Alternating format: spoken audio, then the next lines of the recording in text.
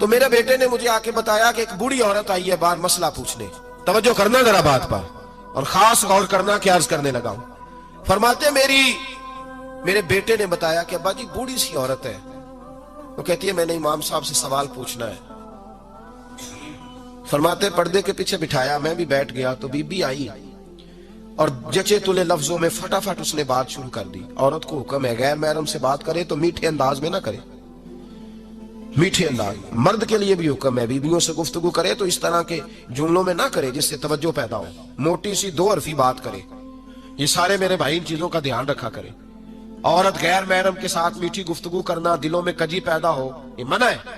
امام صاحب فرماتے بوڑھی تھی پر اس نے بات چھیڑی پردے کے پیچھے بیٹھ کے, تو بڑے جچے تلے 2-3 جملوں میں کہنے لگی امام صاحب مسئلہ پوچھنا ہے. فرمایا پوچھو. کہتے میں بڑا تیار تھا اور میں اللہ نے بڑا علم سے انہیں نوازا تھا. کہتے میں پریشان کبھی نہیں ہوا تھا, لیکن یہ بی بی پریشان کر گئی. یہ متقی لوگ تھے. فرماتے ہیں میں نے کہا بی بی پوچھو. کہنے لگی حضور میں نا محنت کی کمائی سے روٹی کھاتی ہوں, چرخا رکھا ہوا ہے, سوت کاٹ کے اس کی کمائی کھاتی ہوں, سارا دن مزدوری کرتی ہوں, کبھی کبھی کام رہ جاتا ہے تو 14ویں کے چاند کی روشنی میں چھت پہ بیٹھ جاتی ہوں تو چرخا کاٹتی ہوں.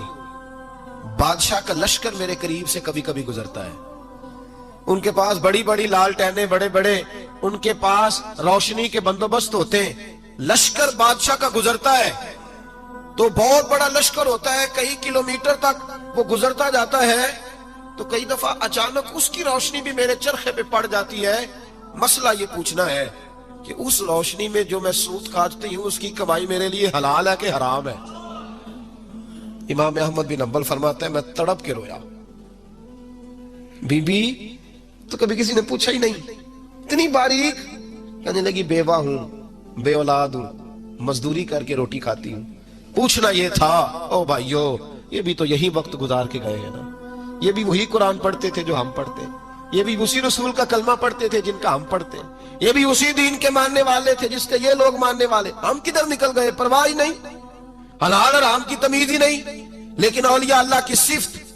حضرت امام احمد بن حنبل فرماتے ہیں میں چکرا گیا اور میں نے اس سے پوچھا پہلے تو اپنا تعارف کرا, تو ہے کون, تو کون ہے؟ اس نے کہا حضور تعارف چھوڑے, جو مسئلہ پوچھنے آئے اسے اپنا ڈیٹا بھی دینا پڑتا ہے, ہمیں بتا دیا تو چھوڑے. فرمایا نہیں پہلے بتا تو کون ہے. تو وہ کہنے لگی میں حضرت بشر حافی کی ہمشیرہ ہوں. وہ جو بغداد میں بابا ننگے پیر پھرتا ہے تو کوئی جانور گوبر بھی نہیں نہ کرتا گلیوں میں, وہ نیک بابا, میں اس کی بہن ہوں. تو امام احمد بن حنبل کہتے میں رو پڑا. میں نے کہا آپا او میری بہن, کوئی اور آتا تو میں فتویٰ یہی دیتا کہ تو کو چھین کے روشنی تو نہیں نہ لیتی, خود پڑ جاتی ہے, جائز ہے تیرے لیے. لیکن تو چونکہ بشر حافی کی ہمشیرہ ہے تو تیرے لیے جائز نہیں, تو نہ یہ کر, تیرے لیے تقوی والا فیصلہ ہے میرا, تقوی والا, تو نہ یہ کام کر. امام احمد بن حنبل فرماتے ہیں بی بی چلی گئی پر میں ساری رات روتا رہا. وَقَانُوا يَتَّقُونَ, یہ پرہیزگار لوگ تھے. او بھائی ولی کی کرامت یہ تھوڑی ہے کہ جب سے میں گیا ہوں پھونک مروائی ہے تو میری دکان بڑی چلی, یہ کوئی علامت ہے ولی ہونے کی؟ کس چکر میں پڑ گئے؟ اولیاء اللہ کی علامت یہ ہے کہ وہ تیرے اندر سرور ڈال دے رسول اللہ کی محبت کا.